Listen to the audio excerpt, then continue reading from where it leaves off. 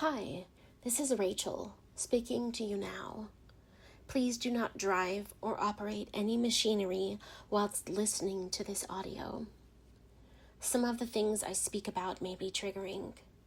Please make sure you are in a safe frame of mind to continue.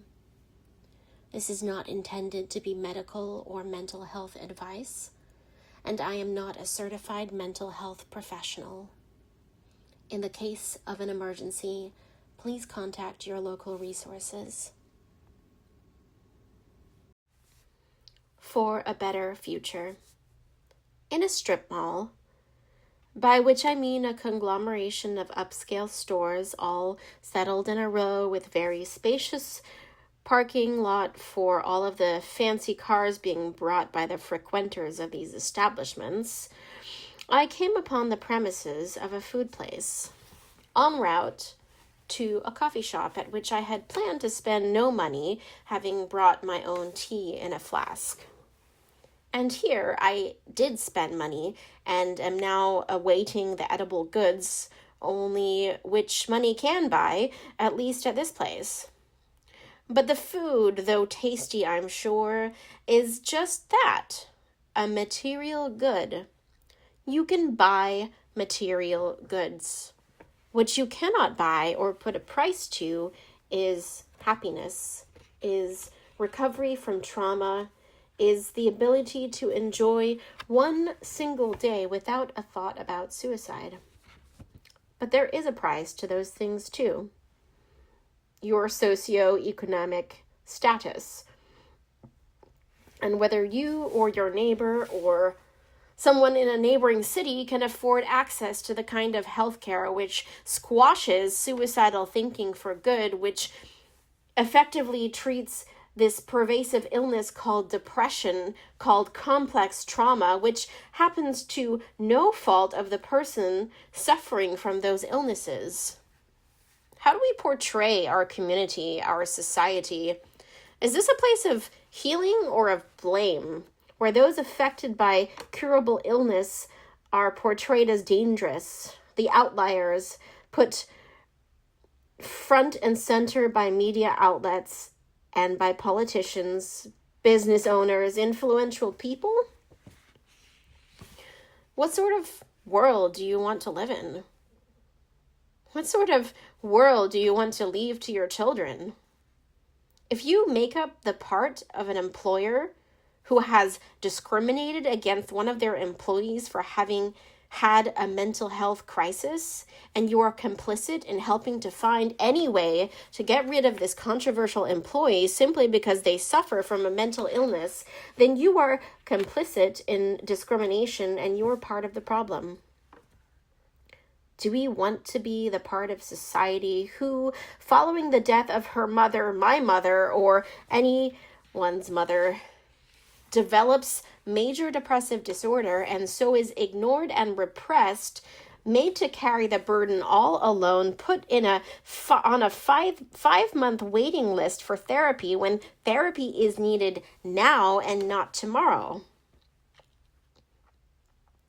At which intervals will you uphold an ill-informed sense of morality, of moral obligation to others, when the matter does not concern you personally within your immediate family, and you let the misinformation and the discrimination run amok because the people you've known who have had mental illness have brought you shame, and that shame was so impactful so that you turn not a blind eye, but a hurtful face towards one of your nieces who has tried to kill herself many times before. Not only do you not reach out, you say bad things about this person to your children so that they can be complicit in the hatred towards this cousin. And in this food establishment, it sickens me to see all of the white people dining with their children, wasting money as I have done on this overpriced food, when the non-white people are the ones working the cash register and in the kitchen serving the more privileged people who have obtained better paying jobs or who are recipients of a trust fund. This is the honest truth of the county in which I live. It is another systemic form of injustice and oppression. Only I don't usually go out to eat because I can't really afford it, and so I do not have to be witness to this kind of injustice. What is injustice and oppression but a form of control? We in society make sure that the poor don't come to power and that the mentally ill are not seen and not heard, as if they don't exist, as if the millions of people who suffer from depression and other illnesses are making everything up in their minds, in their head, as if through sheer willpower alone and not proper treatment, they could make themselves not ill. Can you think away cancer? Can you think away any illness? How could you fathom that an illness is invisible and could magically go away? So let's oppress the oppressed. Let's take away access to decent and much-needed health care. Let's underpay and overwork the field of psychotherapy with no checks and balances, so that some therapists become bitter or exhausted and quit.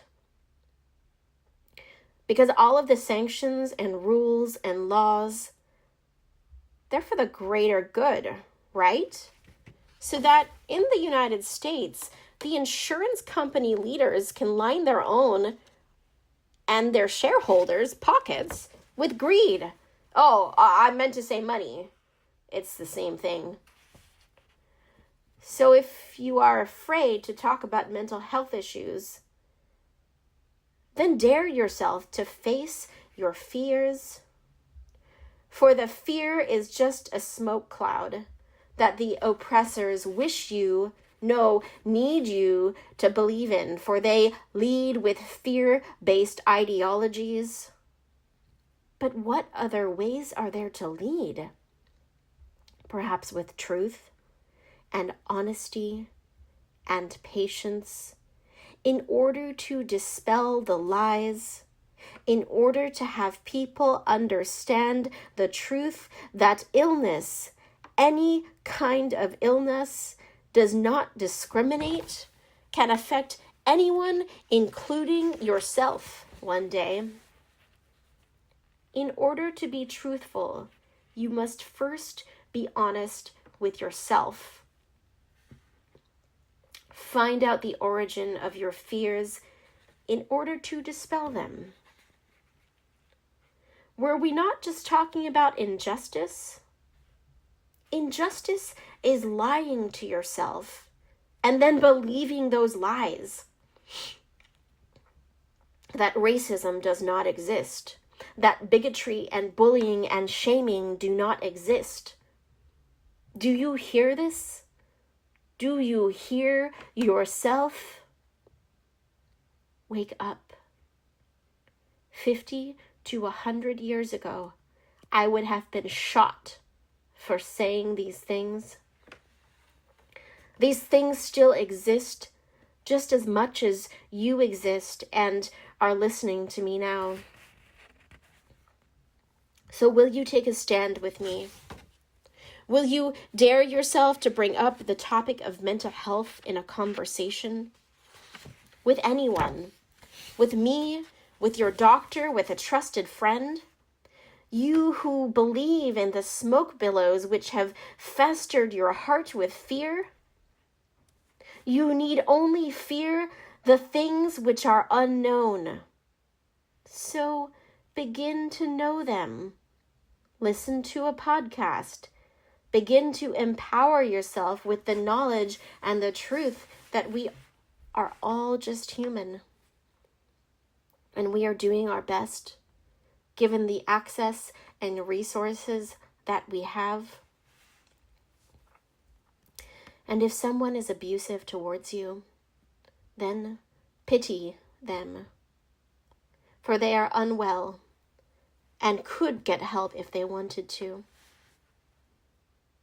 I see you standing there and I look into your eyes, they are not void or hollow, but they speak of deep pain. And all I need you to know right now is that you are not alone.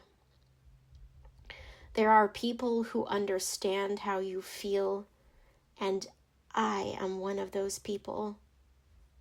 Walk not in fear, but in the shared sadness and knowing that rests between us in a silent space and holds no judgment, none. Just the knowing. For when you really look at someone, sometimes you just know. And I am that person, as are you. And in the absence of aloneness, we can walk together towards a better future for all of us.